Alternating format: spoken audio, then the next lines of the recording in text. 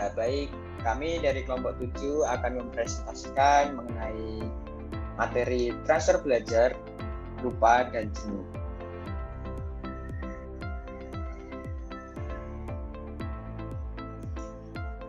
Kami dari kelompok 7 yang beranggotakan saya Joshua Florian dengan nomor induk mahasiswa 191224031. Saya Lintang Omega Padmasari dengan nomor induk 191224032. Saya Agatha Friska Aryani dengan nomor induk mahasiswa 191224033. Saya Hafida Anhar dengan nomor induk mahasiswa 191224034. Dan saya Darmayanti Sinan dengan nomor induk 191224035. Pada pertemuan kali ini ada 4 pokok pembahasan yang akan kita bahas. Yang pertama ada transfer belajar, yang kedua ada lupa belajar, yang ketiga ada jenuh belajar, dan yang keempat ada jenuh.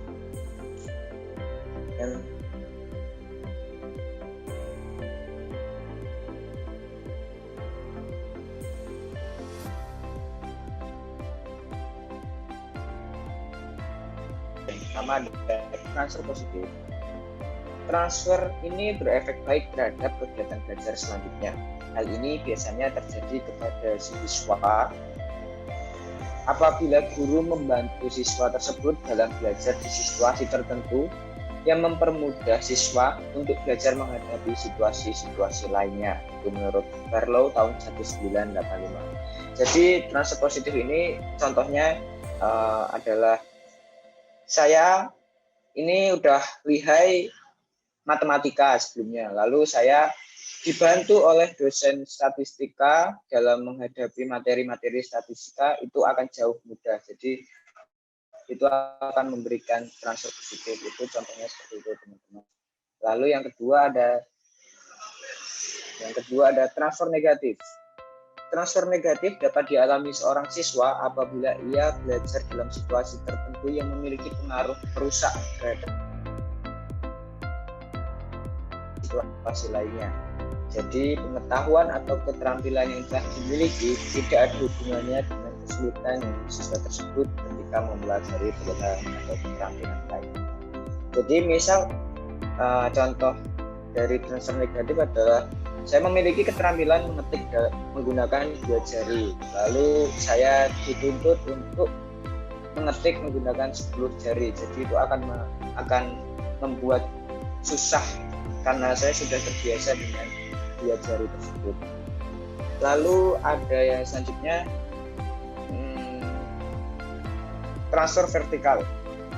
Dapat terjadi dalam diri siswa apabila pelajaran yang telah dipelajari dalam situasi tertentu mampu membantu siswa tersebut dalam menguasai pengetahuan atau keterampilan yang lebih tinggi atau rumit. Jadi transfer vertikal ini membantu siswa menguasai suatu materi atau suatu keterampilan yang jauh lebih susah dari keterampilan sebelumnya. Dan keterampilan sebelumnya ini membantu siswa tersebut dalam menyelesaikan suatu persoalan yang lebih rumit. Lalu selanjutnya ada transfer lateral. Dapat terjadi pada siswa apabila ia mampu menggunakan materi yang telah dipelajari untuk mempelajari materi lainnya yang sama kerumitannya dalam situasi-situasi lainnya. Dalam hal ini idealnya hasil belajar tidak hanya dapat digunakan dalam konteks kehidupan yang sama rumitnya belajar, tetapi juga dapat digunakan dalam konteks kehidupan yang lebih kompleks dan penuh persaingan. Jadi misal seorang anak SMK teknik, lalu dia belajar bagian teknik mesin dan teknik lainnya, lalu keterampilan itu digunakan dalam lebih besok waktu kerja dia juga sudah tidak kaget dengan mesin-mesin dikerja di mesin-mesin. Jadi itu untuk lebih ke kehidupan yang lebih kompleks dan penuh persaingan. Selanjutnya, terjadinya transfer belajar positif. Terjadinya transfer belajar positif sejatinya bukan dilakukan oleh siswa itu sendiri, melainkan oleh guru. yang mengajar, karena mengingat tujuan dari pendidikan adalah terciptanya sumber daya manusia yang berkualitas dan adaptif. Jadi transfer belajar positif ini sebenarnya tidak hanya guru saja, tetapi juga dari aspek siswa, lalu segala aspek harus dijunjung agar terciptanya sumber daya manusia yang berkualitas dan yang adaptif itu untuk mencapai transfer belajar yang positif.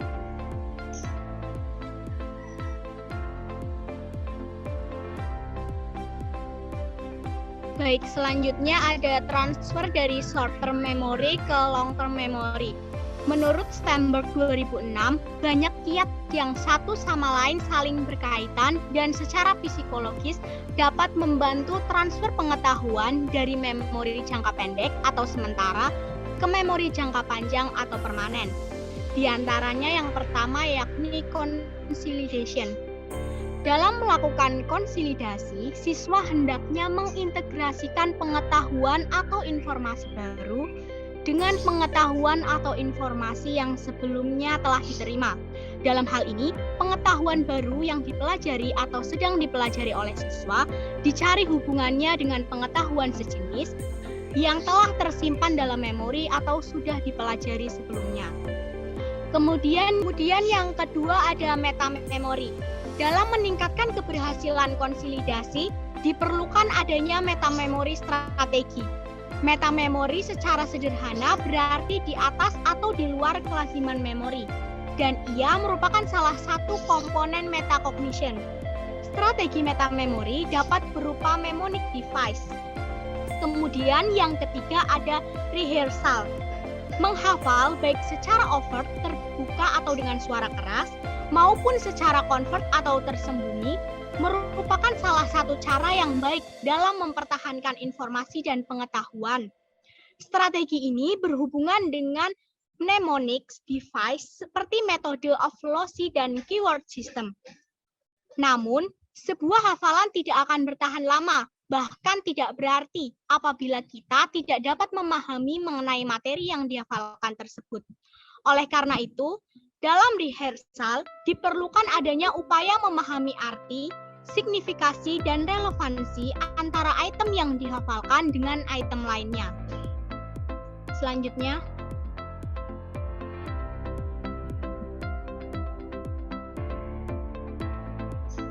kemudian yang kedua ada lupa belajar. Lupa belajar dan kejenuhan belajar. Yang pertama yakni peristiwa lupa dalam belajar. Lupa atau forgetting ialah hilangnya kemampuan untuk menyebut atau memproduksi kembali materi yang sebelumnya telah kita pelajari. Gulo dan Reber tahun 1998 mendefinisikan lupa sebagai ketidakmampuan mengenal atau mengingat sesuatu yang pernah dipelajari atau dialaminya. Dengan demikian, lupa bukanlah peristiwa atau item informasi dan pengetahuan dari akal kita. Kemudian faktor-faktor dari penyebab lupa. Yang pertama yakni gangguan konflik antara item-item informasi atau materi yang ada dalam sistem memori siswa. Dalam interference teori atau teori mengenai gangguan konflik ini dibagi menjadi dua macam, yaitu proaktif interference dan retroaktif interference. Gangguan proaktif dapat dialami oleh siswa apabila materi pelajaran lama yang sudah tersimpan dalam subsistem akal mengganggu masuknya materi pelajaran baru. Peristiwa tersebut terjadi apabila siswa mempelajari materi pelajaran yang sangat mirip dengan materi pelajaran yang telah dikuasainya. Dalam hal ini, materi yang baru saja dipelajari akan sulit diingat atau diproduksi kembali. Kemudian gangguan retroaktif dapat dialami oleh siswa apabila materi baru yang dipelajari membawa konflik dan gangguan terhadap panggilan kembali materi pelajaran yang lama.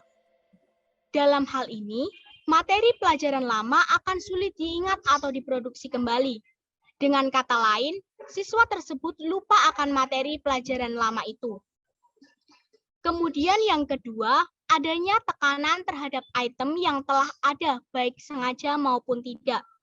Menurut Reber tahun 1988, penekanan ini terjadi karena beberapa kemungkinan, diantaranya item informasi berupa pengetahuan, tanggapan, kesan, dan sebagainya yang diterima siswa kurang menyenangkan, sehingga ia dengan sengaja menekannya ke alam ketidaksadarannya. Kemudian, item informasi yang baru secara otomatis menekan item informasi yang telah ada, jadi sama dengan fenomena retroaktif. Kemudian yang ketiga, item informasi yang akan diingat kembali tertekan ke alam bawah sadar dengan sendirinya lantaran tidak pernah digunakan. Kemudian yang ketiga ada perubahan situasi lingkungan antara waktu belajar dengan waktu mengingat kembali. Ketika siswa hanya mempelajari hewan jerapah atau kuda Nil lewat gambar, maka kemungkinan ia akan lupa menyebut nama hewan tadi ketika melihatnya di kebun binatang. Kemudian yang keempat ada perubahan sikap dan minat siswa. Meskipun siswa mengikuti pembelajaran dengan tekun dan serius, tetapi karena sesuatu hal, sikap dan minat siswa tersebut menjadi sebaliknya. Seperti karena ketidaksenangan kepada guru, maka materi yang dipelajari akan mudah terlupakan. Kemudian yang kelima, materi pelajaran yang telah dikuasai tidak pernah dipergunakan atau dihafalkan siswa. Menurut Law of Hill dan Bower tahun 1975, materi yang tidak pernah dihafalkan atau dipergunakan tersebut dengan sendirinya akan masuk ke alam bawah sadar, atau mungkin juga bercampur aduk dengan materi pelajaran baru. Kemudian yang keenam, perubahan urat syaraf otak. Siswa yang terserang penyakit seperti keracunan, kecanduan alkohol, dan gegar otak akan kehilangan ingatan atas item-item informasi yang ada dalam memori permanennya. Selanjutnya, penjelasan selanjutnya akan dijelaskan oleh Agatha. Baik, terima kasih. Oke, pembahasan yang selanjutnya yaitu mengenai kiat mengurangi lupa dalam belajar. Apa sih kiat-kiat untuk mengurangi lupa dalam belajar? Yuk, slide selanjutnya. Nah, teman-teman, kiat untuk mengurangi lupa belajar yaitu yang pertama ada overlearning. Overlearning adalah upaya belajar yang melebihi batas penguasaan dasar atas materi pelajaran tertentu. Contohnya, ketika kita membaca teks Pancasila saat upacara hari Senin, ya sehingga itu membuat ingatan materi PPKN siswa lebih kuat. Lalu ketika berdoa setiap hari yang memungkinkan ingatan siswa terhadap doa lebih kuat, gitu teman-teman. Lalu apa sih extra study time? Yaitu upaya pembahasan waktu belajar atau penambahan frekuensi atau kekerapan ke aktivitas belajar. Contohnya seperti ketika saya belajar biasanya sehari hanya 1 jam menjadi sehari 2 jam, lalu atau saya belajar sehari hanya sekali menjadi sehari 2 kali. Lalu yang ketiga, oke teman-teman, yang ketiga yaitu mnemonic device atau nasihat memori.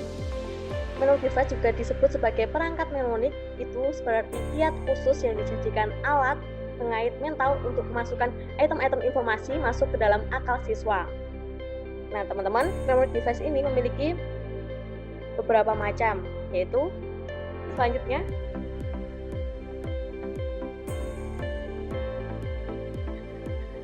terus lihat memori ini banyak ragamnya, tetapi yang paling menonjol adalah rima, singkatan, sistem kata, pasak, dan metode losai, lalu serta ada sistem kata kunci. Apa sih pengertian dari rima? Rima adalah sajak yang dibuat sedemikian rupa yang isinya terdiri atas kata dan istilah yang khusus diingat oleh siswa. Contohnya seperti sajak ini akan lebih baik pengaruhnya apabila diberi not-not sehingga dapat dinyanyikan. Lalu nyanyian anak-anak TK yang berisikan pesan-pesan moral dapat diambil sebagai contoh penyusunan mnemonik dalam rima ini. Lalu yang kedua ada singkatan. Singkatan adalah terdiri atas huruf-huruf awal nama atau istilah yang harus diingat siswa. Contohnya ketika kita menghafal nama-nama nabi seperti ada Nabi Adam, Nabi Nuh, Nabi Ibrahim, dan Nabi Musa dapat disingkat dengan anim.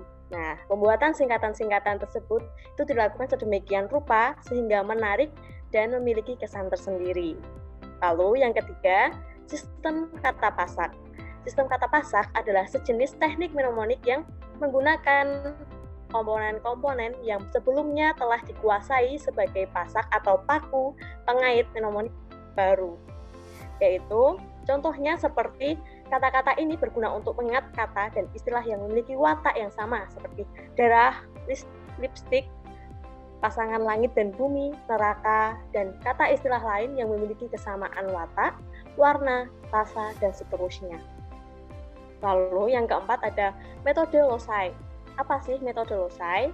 Yaitu kiat mnemonik yang menggunakan tempat-tempat khusus dan terkenal sebagai sarana penempatan kata dan istilah tertentu yang harus diingat siswa.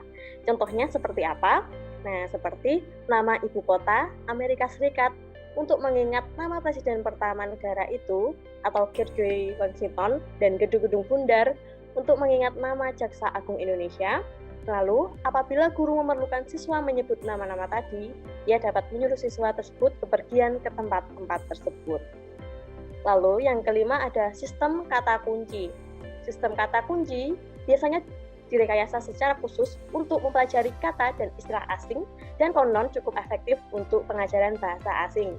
Contohnya, bahasa asing, bahasa Inggris. Lalu, di situ ada kata-kata kunci. Kata kunci yakni kata bahasa lokal yang paling kurang suku pertamanya memiliki suara atau lafal yang mirip dengan kata yang dipelajari. Lalu ada arti-arti kata asing tersebut. Lalu penjelasan selanjutnya akan dijelaskan oleh Hafida Anhar.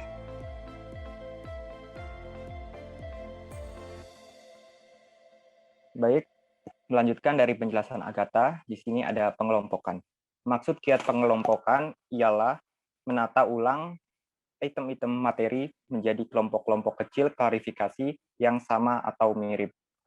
Contohnya ada daftar nama-nama negara serumpun, yakni Indonesia, Malaysia, Brunei, dan Myanmar. Ada latihan terbagi. Di sini siswa melakukan latihan-latihan dengan alokasi waktu yang pendek dan terpisah di antara waktu-waktu istirahat. Upaya ini dilakukan untuk menghindari cramming atau siswa belajar banyak materi dalam waktu yang singkat. Selanjutnya ada pengaruh letak bersambung. Pada kegiatan ini, siswa dianjurkan untuk menyusun daftar kata, meliputi nama, istilah, dan sebagainya yang diawali dan diakhiri dengan kata-kata yang harus diingat. Kata-kata tersebut sebaiknya ditulis dengan huruf dan warna yang mencolok. Upaya ini diharapkan melekat erat dalam subsistem akal permanen siswa. Lalu ada beberapa cara yang dapat ditempuh guru dalam menanggulangi terlupakannya materi pelajaran yang disajikan kepada siswa. Yang pertama ada menimbulkan motivasi belajar para siswa dengan menyadarkan mereka akan tujuan instruksional yang harus mereka capai. Misalnya menjelaskan manfaat materi pembelajaran bagi kehidupan masa depan, mereka seraya memberikan contoh konkret.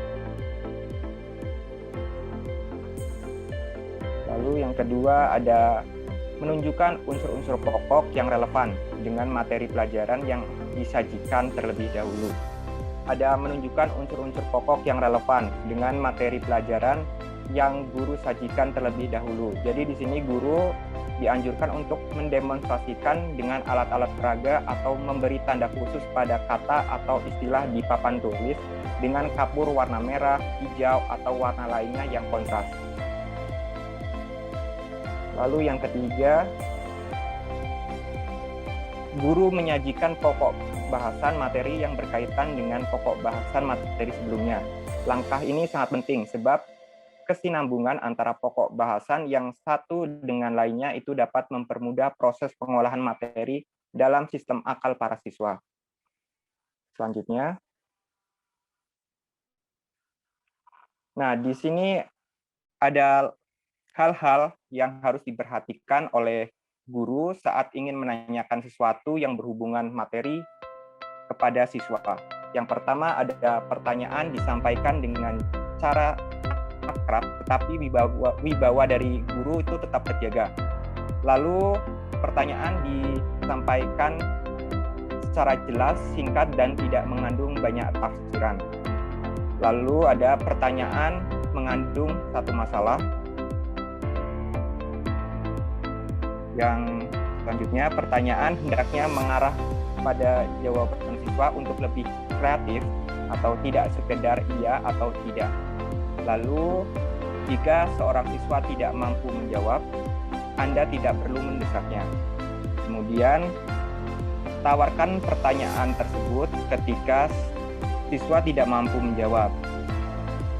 Yang terakhir ada, jika seorang siswa berhasil menjawab, berilah pujian atau senyuman seperlunya tanpa bersikap melecehkan siswa yang gagal menjawab.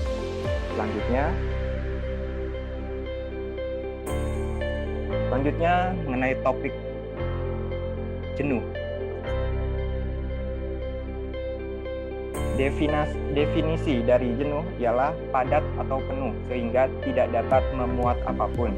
Selain itu, jenuh juga dapat diartikan jemu atau bosan.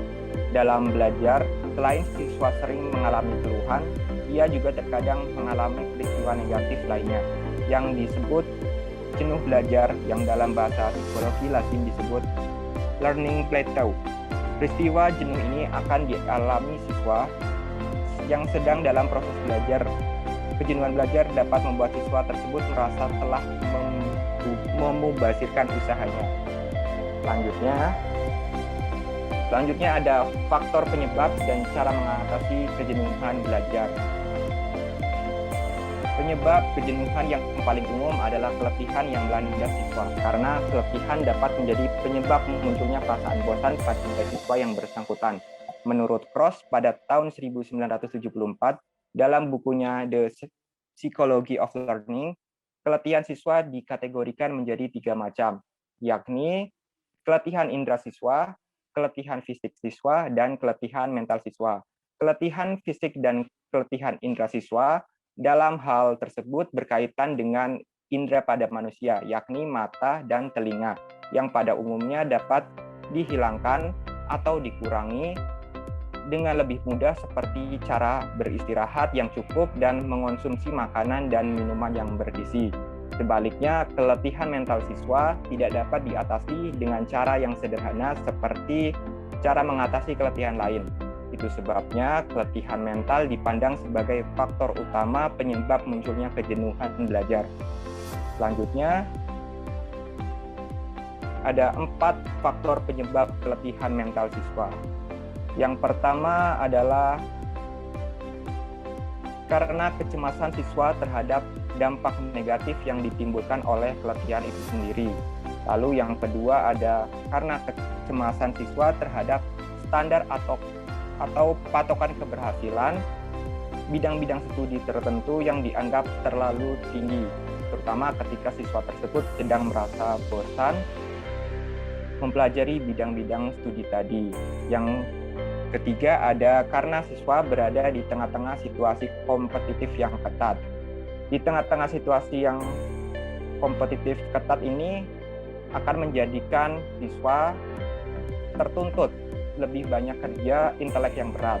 Lalu pada nomor 4 ada karena siswa mempercayai konsep kinerja akademik yang optimum, sedangkan dia menilai belajarnya sendiri hanya berdasarkan ketentuan yang ia bikin sendiri.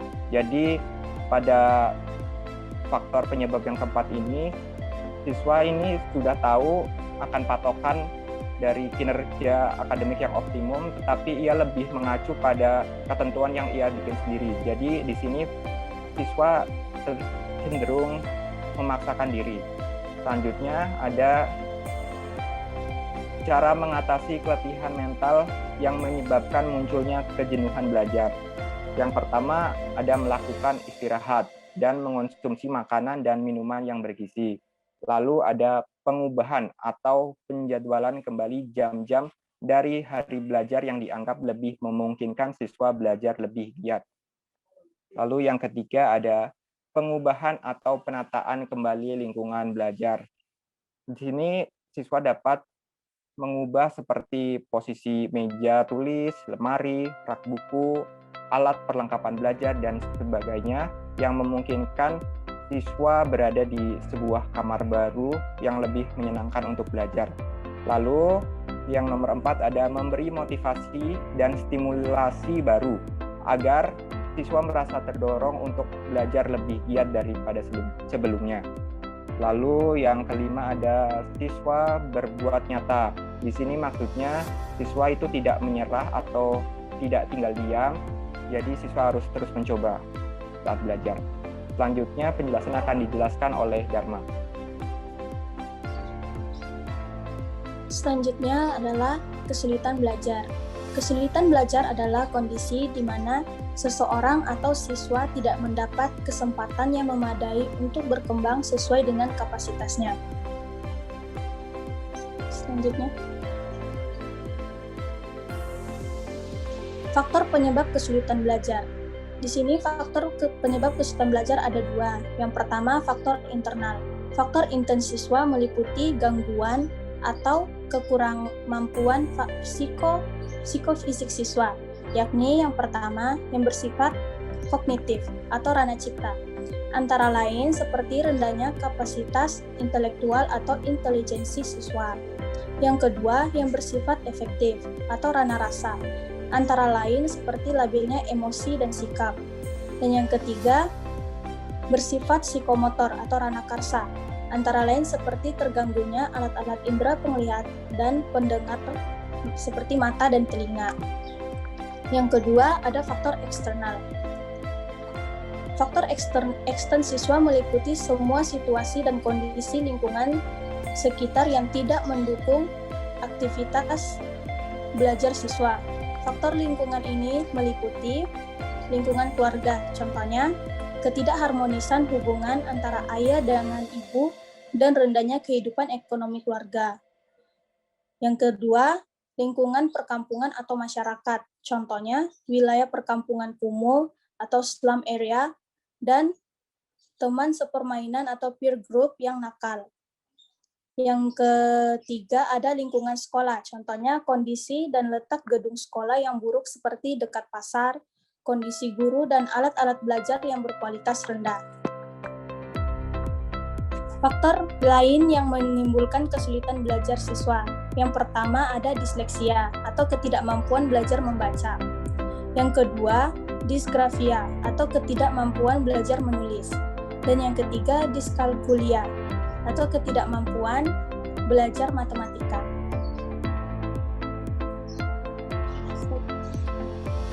Kemudian ada diagnosis kesulitan belajar. Banyak langkah-langkah diagnostik yang dapat ditempuh guru. Antara lain yang cukup terkenal adalah prosedur Wiener dan Senf tahun 1982 sebagaimana yang dikutip Wardani sebagai berikut. Yang pertama, melakukan observasi kelas untuk melihat perilaku menyimpang siswa ketika mengikuti pelajaran. Dan yang kedua, memeriksa penglihatan dan pendengaran siswa khususnya yang diduga mengalami kesulitan belajar. Selanjutnya ada alternatif. Banyak alternatif yang dapat diambil guru dalam mengatasi kesulitan belajar siswanya. Sebelum pilihan tertentu diambil, guru sangat diharapkan untuk terlebih dahulu melakukan beberapa langkah penting yang meliputi: pertama, menganalisis hasil diagnosis, yakni menelaah bagian-bagian masalah dan hubungan antar bagian tersebut untuk memperoleh pengertian yang benar mengenai kesulitan belajar yang dihadapi siswa. Dan yang kedua, mengidentifikasi dan menentukan bidang kecakapan tertentu yang memerlukan perbaikan. Dan yang ketiga, menyusun program perbaikan, khususnya program remedial teaching atau pengajaran perbaikan. Selanjutnya, melaksanakan program perbaikan. Pada prinsipnya, program pengajaran remedial itu lebih cepat dilaksanakan, tentu saja akan lebih baik. Tempat penyelenggaraannya bisa di mana saja, asal tempat itu memungkinkan siswa klien atau siswa yang memerlukan bantuan memusatkan perhatiannya terhadap proses pengajaran perbaikan tersebut. Sekian presentasi dari kelompok 7. Terima kasih.